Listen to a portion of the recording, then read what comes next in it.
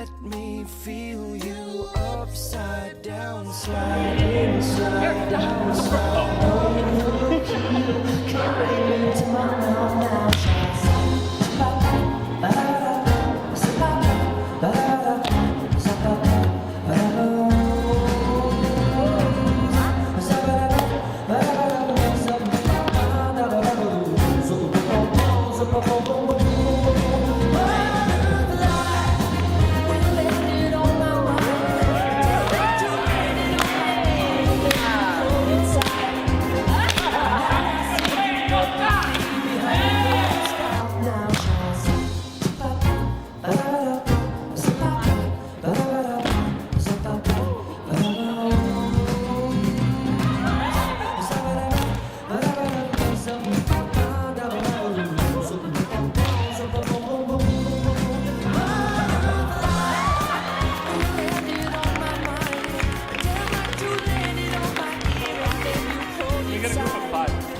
Hi, this is Sugene with RhythmAddictTV, and we are here today with Russ Santos, aka Lockin Robin.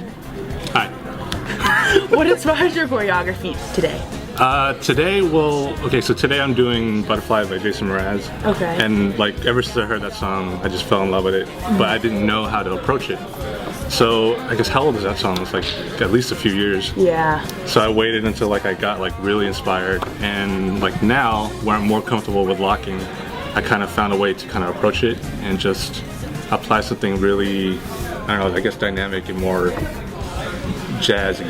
Okay, so is your piece a locking piece? It is. How did you get into locking as your main genre of dance? Well, I started out with choreography, like normal choreography that we always do, I guess with like college teams and stuff like that. But in high school, I was a high school band geek. Like everyone has like their clique in high school. Mine was the band geeks. I played the saxophone, I played in jazz band, and I played in jazz band all throughout college too. So like jazz and funk like always were a part of my life. And I asked JV, hashtag old JV, I asked him like, hey, what kind of style like goes well with funk? And he's like, well, popping or locking. I'm like, okay, well there's two of them. There's popping and locking. I thought there was only pop lock like everyone else thinks. But so I approached locking, and then from then on it just came naturally to me after that. Okay. What is the biggest pointer when someone wants to pick up locking that you tell them? And the music. Yeah. So I guess with any style that you do or any choreography, like the thing that moves you is the music. The thing that you're dancing to is the music, or the thing that you're dancing with is the music. So to anybody that asks me like, what should I work on at home?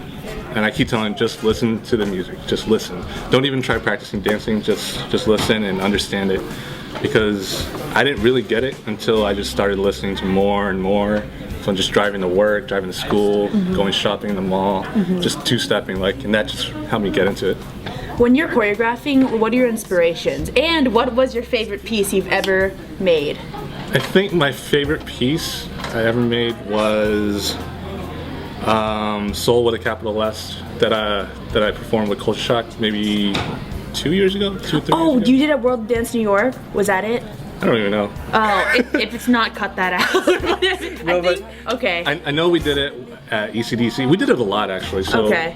I know we did a C-Funk Showcase at one point. Okay. And a bunch of other ones. But yeah, that one just really stuck with me just because it was soulful and it came from the West, it came from Oakland. So I just love that. What was the other half? What inspires me? Yes, when you choreograph. People. Like anybody, new, experienced, if they're just like music, they inspire me because I always say this, that you're always a student first. Everyone says that, but I don't think anyone like truly believes in it. I'm sure there are people that do, but like just looking at people inspires me to kind of still have that drive to want to learn what they want to learn. And if they want to learn from you, I want to learn from them at the same time. So when I'm trying to choreograph, I try and keep in mind that people that listen to it, people that sang it, people that played in it, like if there were instruments, and just people that were just involved with it. Okay. So how did you get started with Major Def? Like, what are your affiliations with the team? Oh man, so the Boy Scouts, like I guess they were all a part of Major Def at some point. I was in College Park at the time, but I drove up to Major Def to be a part of it. So definitely, JV, Justin Esser, everyone, Lunar, Kristen, they just kind of dragged me over there. And if I had to choose between a team was like dynamic or major def, I think I just felt more comfortable with major def style. Okay. Yeah. Okay. So, how long have you been dancing for? I'm old, so that means since 2005, 6.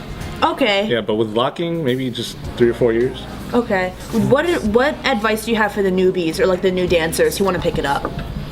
Learn from anybody, literally anybody. Go to as many classes, free, paid, you know, if there's a fee or anything. Just try and take as many classes as you can, and listen to anybody who's willing to, you know, share their story, whether or not they're new or experienced, because you'll learn a lot no matter what. Thank you for this video. You're welcome. Thank you. Oh, no problem. If you enjoyed this video, click that like button, comment below if you like, and if you're addicted to the Rhythmics, subscribe below. Subscribe. Look at my platter. Yo, I actually have one question. Yeah? So I remember Faces a couple years ago. Oh God, yeah. You use Heelys in your piece. Mm-hmm. Can you explain that? So, ever since I saw an adult just use Heelys, I was like, I'm getting those. Because, I mean, at the time I watched Roll Bounce, and Roll Bounce was one of the funkiest, like, skate movies ever, with Bow Wow and the guy from Boston Public. But yeah, I was like, I gotta get on my heels, I gotta do stuff like that. Trying them on in the first place, if you guys ever try it, brace yourself, because it feels like you're walking on ice and you're not used to just moving on your toes. But whenever I use Heelys, I was like, okay, how can I put this in dance? And then just from there, I just tried as many times as I could. Oh, that was the Austin Powers piece. I used it in there too. Yeah, I like that.